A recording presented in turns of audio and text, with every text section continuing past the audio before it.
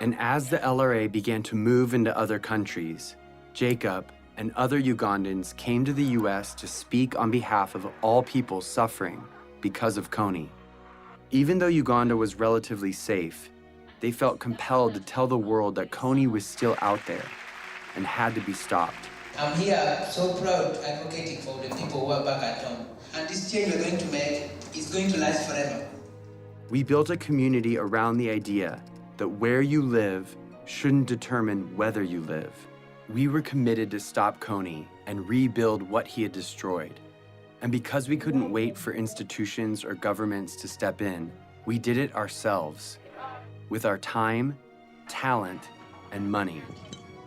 So we rebuilt schools. The best you can offer a child is by letting them be independent, and that was providing education. We created jobs. I have seen the lives of those who have been hopeless. Now they have hope. And we built an early warning radio network on the front line of the war to protect villages from rebel attacks. To update real time what's happening on a war zone 8,000 miles away. All of this was funded by an army of young people who put their money toward their belief in the value of all human life. They gave a few dollars a month of what little they had to a program called Try, and proved that a bunch of littles could make a big difference. And as a result, the unseen became visible.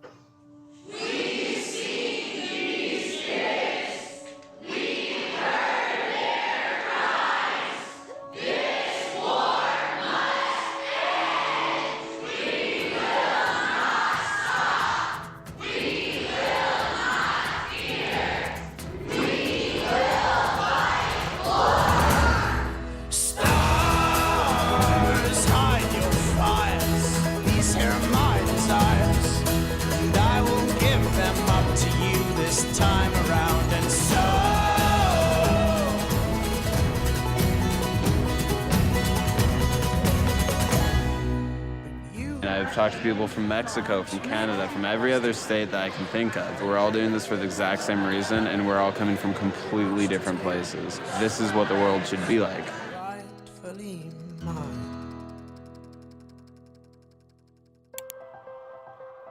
So with hundreds of thousands of people with us, we went back to Washington, D.C., and we met with congressmen and senators, one by one, on both sides, Republicans, Democrats, and they all agreed with us. Joseph Kony's crimes had to be stopped. Of all the problems that are out there, none is more severe than one that mutilates and takes the lives of little kids. These young members of the Invisible Children organization know that no child should live in fear of being abducted or killed. So they were determined to become their voice. They realized that these African children and families were invisible to Washington policymakers, so they decided to make them visible. And what I was told would never happen suddenly became possible. In furtherance of the Congress's stated policy, I have authorized a small number of U.S. forces to deploy to Central Africa to provide assistance to regional forces that are working toward the removal of Joseph Kony from the battlefield. Sincerely, Barack Obama. The surprise announcement came in a letter from the White House. The U.S. President's decision commits U.S. troops to help. Through advice and assistance, not putting Americans into combat, to help the countries of the region end this threat once and for all, then that was a worthwhile investment. We used to think we could not do it, and now when I see we can do it, I am overwhelmed. After 8 years of work, the government finally heard us. And in October of 2011, 100 American advisors were sent into Central Africa to assist the Ugandan army in arresting Kony and stopping the LRA. It was the first time in history that the United States took that kind of action because the people demanded it. Not for self-defense, but because it was right.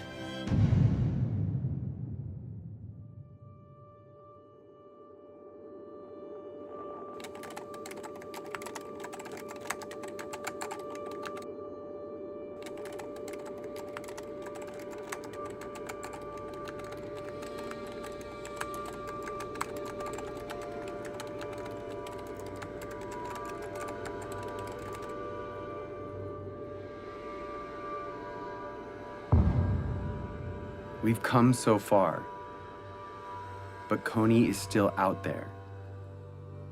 He's recently changed his tactics, making it even more difficult to capture him. And international support could be removed at any time. If we take the pressure off, if we're not successful, he is going to be growing his numbers. People forget, and you got to remind them, and it takes numbers to remind them. And if interest wanes, then it'll go away. And I'd end up standing out there alone trying to do something to support completing the mission. It's got to be 2012. It's not bad for the youth, it's bad for the world if we fail. It's not important just for Ugandan people, it's important for everyone. It's hard to look back on some parts of human history, because when we heard about injustice, we cared, but we didn't know what to do. Too often, we did nothing. But if we're going to change that, we have to start somewhere. So we're starting here with Joseph KONY, because now we know what to do. Here it is. Ready? In order for KONY to be arrested this year, the Ugandan military has to find him. In order to find him, they need the technology and training to track him in the vast jungle. That's where the American advisors come in. But in order for the American advisors to be there, the US government has to deploy them. They've done that, but if the government doesn't believe the people care about arresting KONY, the mission will be canceled.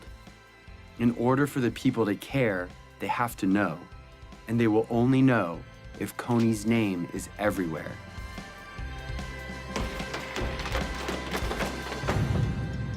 This is the dream. KONY arrested for all the world to see, and the abducted children returned home. Here's the biggest problem. Yeah. You want to know what it is? Yeah. Nobody knows who he is. I know, but I know who he is because I see him on this picture right now. He's not famous. He's invisible. Joseph KONY's invisible.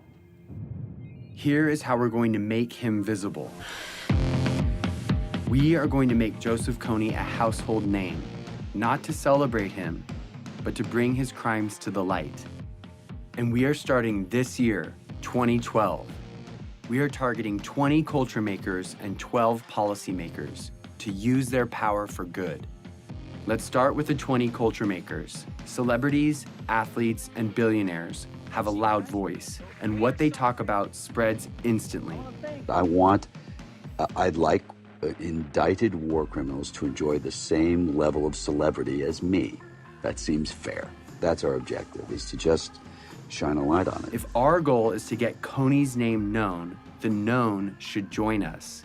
We are targeting 20 of the most diverse and influential culture makers to speak out about KONY and make him famous. Oprah, Mark Zuckerberg, Ryan Seacrest, Bono. Then we're going after policymakers, the ones that have the authority to see KONY captured. They decide if the advisors stay or leave. So we need to remind them that in this election year of fighting and name-calling, no matter what side you're on, this is something we can all agree on.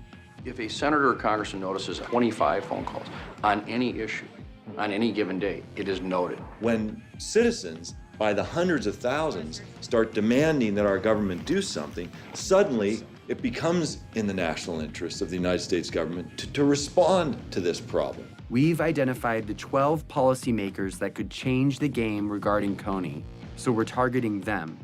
On our website, we've made it easy to write them directly, call them, meet with them, and get their attention. If my son were kidnapped and forced to kill, it would be all over the news.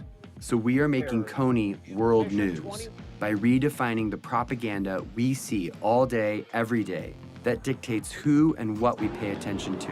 A lot of people feel powerless to communicate their ideas. They think that, okay, you know, I'm not a corporation, I don't own my own magazine or news station, I just don't have any say. But seeing what I've done, I think it's empowered a lot of people to realize that one individual can make an impact. And I actually want to demystify and say, here are these really simple tools. Go out and rock it. And that's just what we intend to do. Our goal is to change the conversation of our culture and get people to ask, who is Joseph KONY? We have printed hundreds of thousands of posters, stickers, yard signs, and flyers that are right now, today, being put up in major cities all over the world. We have thousands of KONY 2012 bracelets that we want everyone to wear, this year only. Each bracelet has a unique ID number. Input that number and you enter the mission to make KONY famous. You can geotag your posters and track your impact in real time. Everything you need is in a box called the Action Kit. It has 2 bracelets, one for you and one to give away. And if you want to help fund our life-saving programs, donate a few dollars a month through Try, and you can have the Action Kit for free. Start making KONY famous today. But all of these efforts will culminate on one day, April 20th, when we cover the night. This is the day when we will meet at sundown and blanket every street in every city till the sun comes up. We will be smart and we will be thorough. The rest of the world will go to bed Friday night and wake up to hundreds of thousands of posters demanding justice on every corner.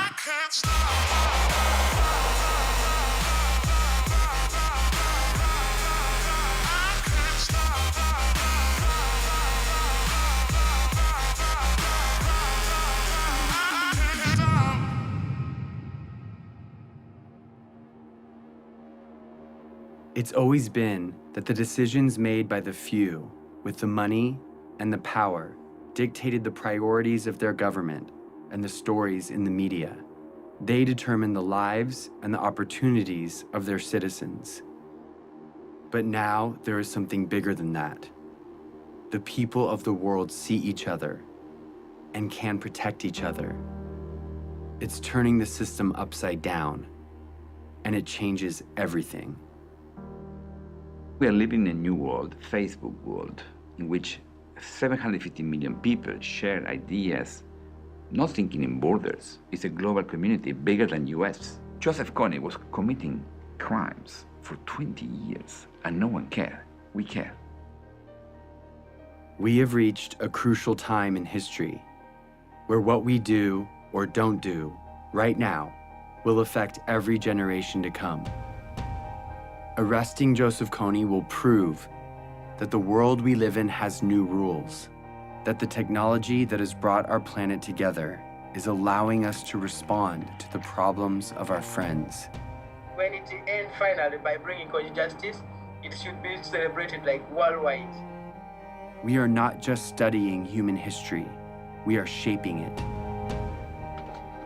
At the end of my life, I want to say that the world we've left behind is one that Gavin can be proud of, a place that doesn't allow Joseph KONYs and child soldiers, a place where children, no matter where they live, have a childhood free from fear. I'm gonna be like you, Dad. When you grow up? Yeah. Are you sure? I'm gonna come with you to Africa. The better world we want is coming. It's just waiting for us to stop at nothing.